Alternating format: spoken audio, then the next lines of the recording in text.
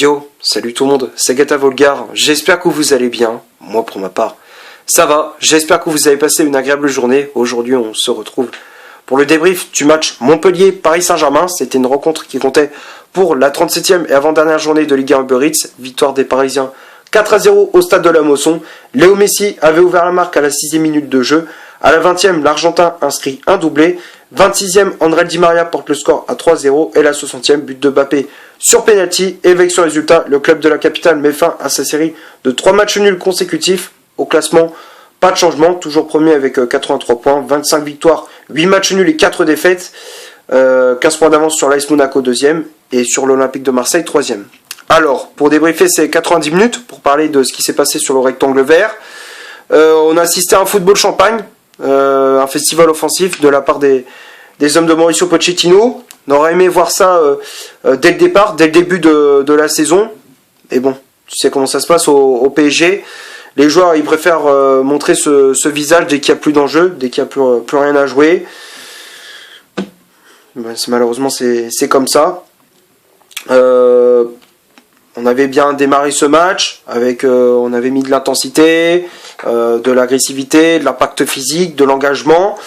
On ouvre très rapidement le score grâce à Léo Messi à la 6e minute de jeu. Tout part d'un corner de la gauche vers la droite, petite combinaison. Mbappé qui rentre dans la surface de réparation. Le centre au point de pénalty pour Léo Messi, sur l'action Di Maria qui avait laissé passer la balle entre ses jambes. Et donc comme je disais à la conclusion de ce but, c'est Léo Messi. 1-0, donc ça démarre plutôt bien pour le club de la capitale.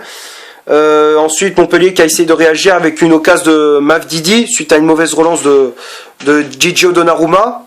On voit que le gardien parisien n'est pas confiant, n'a plus confiance en lui. Tu vois qu'il a la tête dans le seau, ça va pas. Pour moi il faut mettre Keylor Navas. Navas c'est la valeur sûre. Et pour moi, si l'année prochaine on doit repartir avec ce même schéma, si on repart avec les deux gardiens, Navas et Donnarumma, pour moi ça doit être Navas qui doit être numéro 1. Pour moi, il y a pas de débat. Il y a pas de débat. Navas numéro 1, Donnarumma numéro 2. Si on repart avec les mêmes la saison prochaine. Donc, comme je disais, on avait eu très chaud avec l'occasion de Mavdidi. Heureusement, heureusement pour nous, l'attaquant montpelliérain foire totalement sa tentative. On double la mise grâce à une nouvelle fois Léo Messi sur une belle ouverture de Kylian Mbappé et star hors du pied.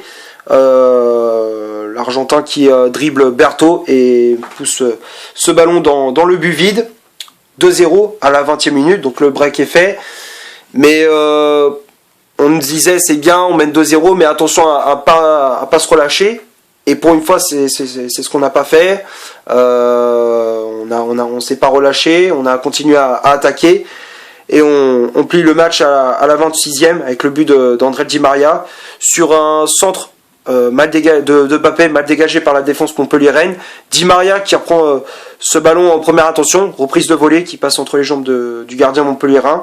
3-0. Donc comme je disais, on plie le match et c'est le score à la mi-temps. La deuxième période, le rythme, c'est un peu le rythme du match a un peu baissé. C'était plus calme, on va dire.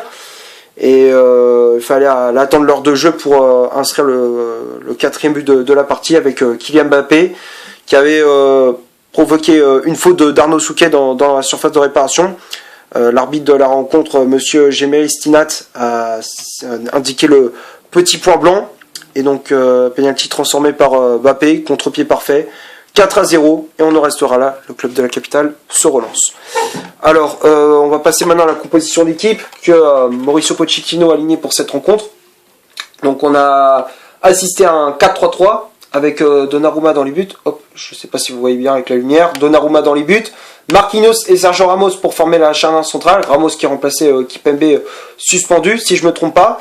Le défenseur Riverde qui avait le brassard de capitaine, les latéraux Kerrer à droite, Juan Bernat à gauche, Verratti en sentinelle, Wijnaldum et Herrera en relayeur, et le trio d'attaque, Messi en faux numéro 9, Di Maria ailier droit, Mbappé ailier gauche, Di Maria qui a peut-être joué son dernier match sous les couleurs rouge et bleu. Je ne sais pas s'il sera titulaire contre Metz. Je l'espère en tout cas pour son dernier match au Parc des Princes, ce serait bien puisque c'est un joueur qui aura marqué l'histoire du club.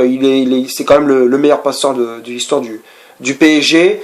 Il est resté plus de 7 ans au club. Il nous a régalé avec ses buts, ses passes décisives. Alors il y a eu des hauts et des bas, c'est vrai, un peu comme tous les joueurs dans le milieu du football. Mais sinon, Di Maria, on retiendra un bon passage de la part de l'Argentin au club. Et bon, il y a eu les remplaçants. Il y avait l'entrée en jeu de Xavi Simons à la place de Giorgio Wijnaldum, Michu qui a remplacé Ander Herrera, Hakimi à la place de Thilo Kehrer, Mendes à la place de Juan Bernat et l'entrée en jeu du jeune Gassama à la place d'André Di Maria. Alors, la composition d'équipe, j'ai pas grand chose à dire. C'était classique, hein. Ramos qui a pris la place après sa équipe MB, comme je disais, suspendu, si je me trompe pas, et qui a fait un bon match. Faut souligner, il a fait un bon match. Comme je l'avais dit contre Angers, si on a un Sergio Ramos qui est épargné par les pépins physiques et qui est sérieux dans ce qu'il fait, pour moi, il peut rassurer cette défense parisienne. Et si c'est comme ça l'année prochaine, on peut le garder, quoi. Si je dis bien, il est épargné par les blessures, s'il fait pas un match, s'il joue pas un match tous les 3 mois, moi je dis s'il est épargné par les blessures et qu'il est sérieux, moi je le garde. Mais après si c'est pas le cas, là non, faut pas le conserver, il faudra le vendre. Après j'ai pas grand chose à dire à part aussi petite surprise, Kehrer et Bernat qui étaient titulaires pour cette rencontre à la place d'Hakimi et Mendes qui étaient sur le banc. Ils sont entrés en cours de match, mais au moins ça permet à nos latéraux de souffler un peu. Donc oui, c'est bien, on fait tourner un peu l'effectif dans cette fin de saison. Alors, les stats, on va commencer par celle de Montpellier. 30% de possession de balle, 0 corner, 7 tirs au total, dont 3 tirs cadrés, 4 hors-jeu signalés. Côté parisien, 70% de possession de balle, 2 corners, 14 tirs au total, dont 9 tirs cadrés, 4 hors-jeu signalés. Alors, lorsqu'on regarde les chiffres, pareil qu'il y a une forte possession de balle très stérile de la part des hommes de Pochettino, beaucoup d'occasions, et on a été très tranchant dans la finition. C'est principal, c'est ce qu'on a fait. On a été très tranchant dans le dernier geste. Côté Montpellierin, ils ont eu des occasions, mais c'était compliqué pour eux puisqu'ils sont fait manger dès le début de la rencontre. Ils avaient mis un bus, ils se disaient on va essayer de jouer bloc bas puis ensuite jouer sur les contres, mais malheureusement ça n'a pas du tout fonctionné pour eux. Les tops et les flops maintenant, on va commencer par Gigio Donnarumma. Donnarumma qui a fait un match assez moyen, surtout en première période où il fait 2 relances assez hasardeuses, une avec la tête et une autre avec le pied. Comme je disais, tu sens qu'il n'a pas la confiance avec lui, il n'a pas confiance en lui, tu vois, il n'est pas confiant, il a la tête dans le seau. Comme je disais, Navas doit être numéro 1, il n'y a pas de débat. Donc même si en deuxième période c'était un peu mieux, mais tu sens que c'est pas trop ça encore, c'est pas trop ça Donnarumma. Donc gardien italien, je mets dans le flop. Après la charnière centrale, Marquinhos, Ramos, dans l'ensemble c'était très solide. Marquinhos qui a été très solide, qui a fait de bonnes relances, de l'agressivité. Il a pu calmer son équipe, il a apporté son leadership, tout comme Sergio Ramos qui a été très bon, comme je disais, rassurant, bonne relance, de l'agressivité. Non, une charnière centrale très solide pour ce match. Donc défenseur Valverde et le défenseur espagnol, les deux je les mets dans le top. Les latéraux, Kehrer et Bernat, défensivement, ils ont été très propres. Kehrer qui n'a pas fait un match de folie, mais défensivement, il a fait le taf. Bernat aussi. Offensivement, ils n'ont pas montré grand-chose. Ils se sont contentés de défendre. Et c'est ce qu'ils ont bien fait de faire ça. Enfin, bien fait, je sais pas si ils ont bien fait de faire ça, mais en tout cas, ils ont fait le taf, quoi. Défensivement, ils ont fait plus le taf défensivement qu'offensivement. On les a un peu moins vus, comme je disais. Bon. Donc Kehrer et Bernat, les deux j'ai mis dans le top. Après le milieu de terrain, Verratti, Wijnaldum et Herrera. Le seul que je mets dans le flop, tu sais très bien qui c'est Giorgio Wijnaldum. Wijnaldum qui a encore une fois été décevant. Tu sens que il est transparent. Il est transparent, il brasse de l'air, enfin, tu sais, il sert pas à grand chose. Il sert pas à grand chose. On voit pas le Gini Wijnaldum de Liverpool où il était là, il récupérait des ballons, il va vers l'avant, il marque des buts. Tu sais, on voit pas le Wijnaldum de Liverpool. On n'arrive pas à le trouver. C'est dommage parce qu'en plus, c'est pas un mauvais joueur, c'est un bon milieu de terrain, mais tu vois qu'il arrive pas à s'intégrer, il y arrive pas. Il y arrive pas au Paris Saint-Germain.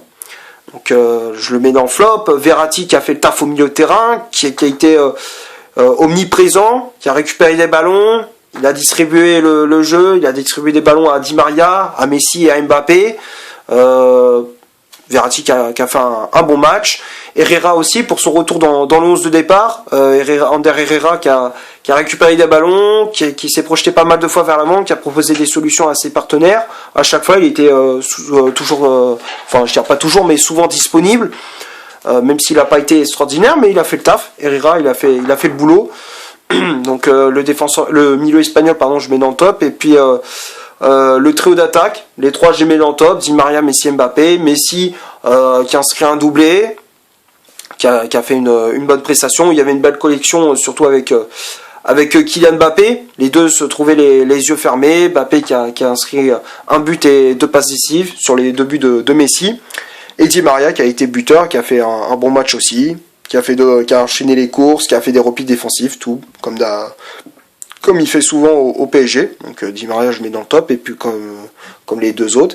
Et puis les remplaçants, Xavi Simons, Edouard Michut, Achraf Hakimi, Nuno Mendes et le jeune Gassama. Xavi Simons et Edouard Michut, bon, ils ont été un petit peu décevants. Ils ont pas été extraordinaires, ils ont pas été transcendants, mais après je leur en veux pas trop parce que bon, ils ont pas beaucoup de temps de jeu, mais c'est dommage qu'on donne pas assez de temps de jeu à nos titis parisiens, parce que c'est vrai qu'ils ont du talent et on devrait donner leur chance, et donner leur chance à nos jeunes. On devrait donner cette chance-là aux jeunes parisiens, et ça pourrait justement bousculer un peu la hiérarchie aux remplaçants, genre ceux qui font banquette, les Draxler, les Paredes, tous ces joueurs-là, tu sais, au moins ça pourrait justement booster la hiérarchie en disant putain, on se fait bouger par des jeunes. Ce serait bien qu'on apporte de la concurrence avec les titis parisiens. Donc j'espère que dans l'avenir ils vont jouer un peu plus longtemps, ils vont avoir un peu plus de temps de jeu. Les latéraux, enfin ceux qui sont entrés en jeu, Hakimi, Mendes, bon, on les a pas trop vus. Enfin après le match était plié, mais bon, ils ont pas fait une mauvaise entrée en jeu. Et le jeune Gassama qui a pas fait une mauvaise entrée en jeu aussi. Bon, il a pas montré grand chose, mais bon, ça allait. J'ai fait à peu près le tour pour ce match. J'espère que le débrief t'aura plu. Si c'est le cas, tu laisses un énorme like, tu cliques ici pour t'abonner, n'hésite pas à activer la petite cloche pour recevoir toutes mes notifications lorsqu'une nouvelle vidéo sort. Donc dès que une nouvelle vidéo sort, tu auras bien évidemment l'info sur ton téléphone ou sur ta tablette, je sais pas où est-ce que tu regardes tes vidéos. Tu cliques ici pour voir un autre débrief si tu le souhaites. N'hésite pas à faire un petit tour sur mon compte Instagram, le lien est dans la description, tu fais un tour, tu t'abonnes. Je donne quelques actus sur le Paris Saint-Germain, sur Montpellier, je dis n'importe quoi. C'est la fin de la vidéo, je suis un peu fatigué, mais ce que je voulais dire, je donne un peu des infos sur Paris Saint-Germain, le mercato, tout ça. Bref, donc n'hésite pas à faire un tour. Et d'ici là, portez-vous bien. On se retrouve pour un prochain débrief. Ciao.